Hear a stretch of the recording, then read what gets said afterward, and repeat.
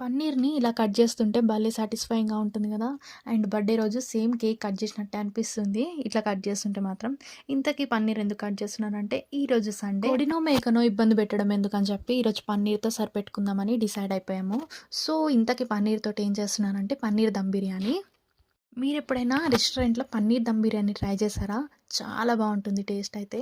And process మొత్తం మనం chicken dum biryani prepare చేసినట్టే ఉంటుంది. ఓన్లీ పన్నీర్‌తో చేసే కంటే కొంచెం మిక్స్డ్ వెజిటబుల్స్ తోటి చేసుకుంటే చాలా బావుంటుంది. ప్రాసెస్‌లోకి వెళ్ళిపోదాం. ఫస్ట్ అయితే సన్నగా కట్ చేసుకున్న క్యారెట్, బీనీస్, పచ్చిమిర్చి ఏసేసుకొని, మనం ఇందాక స్టైల్‌గా కట్ చేసుకున్న పన్నీర్ పీసెస్‌ని కూడా ఇందులో వేసేసుకొని, టేస్ట్‌కి సరిపోయినంత ఉప్పు, కారం, ధనియాల పొడి, కొంచెం గరం మసాలా కూడా ఇందులో యాడ్ చేసేసుకొని బాగా మిక్స్ చేసుకోవాలి. దమ్ బిర్యానీకి మెయిన్‌గా కావాల్సింది పెరుగు అండ్ బ్రౌన్ ఆనియన్స్. వాటిని కూడా ఇందులో యాడ్ చేసేసుకోవాలి. ఎంతో కష్టపడి అప్పుడే అల్లం వెల్లుల్లి పేస్ట్ అయితే ప్రిపేర్ చేశా. బట్ దాన్ని వేయడం మాత్రం మర్చిపోయా.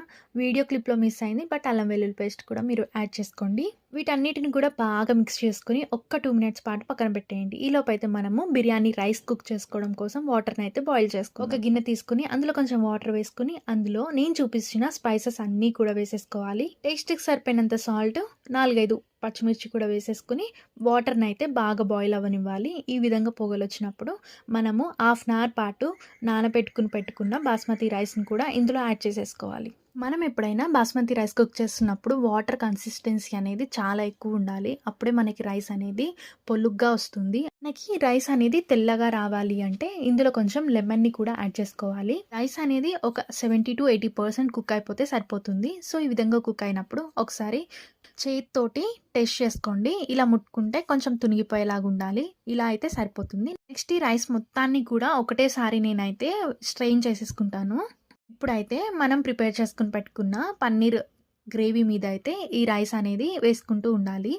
రైస్ మొత్తాన్ని ఒకేసారి వేసేయకుండా ఇలా లేయర్స్ లాగా వేసుకుంటే పర్ఫెక్ట్‌గా కుక్ అవుతుంది. నెక్స్ట్ అయితే దీని మీద కొంచెం బ్రౌన్ ఆనియన్స్ అండ్ కొత్తిమీర లేదా పుదీనాని అయితే వేసేసుకొని మూత పెట్టేసుకొని దమ్ పెట్టేసుకోవాలి. నేనైతే ఫస్ట్ 10 మినిట్స్ హై ఫ్లేమ్ మీద, తర్వాత 20 మినిట్స్ అయితే లో ఫ్లేమ్ మీద పెట్టుకొని బాగా కుక్ చేసుకుంటాను. రైస్ అనేది పర్ఫెక్ట్‌గా కుక్ అయిందా లేదా అండ్ కింద గ్రేవీ మాడిపోకుండా ఉండేలా మనం చూసుకోవాలి. రైస్ కుక్ అవుతున్నప్పుడు ఈ విధంగా పొగలొచ్చిందంటే మనకి పర్ఫెక్ట్‌గా కుక్ అయిపోయినట్టే.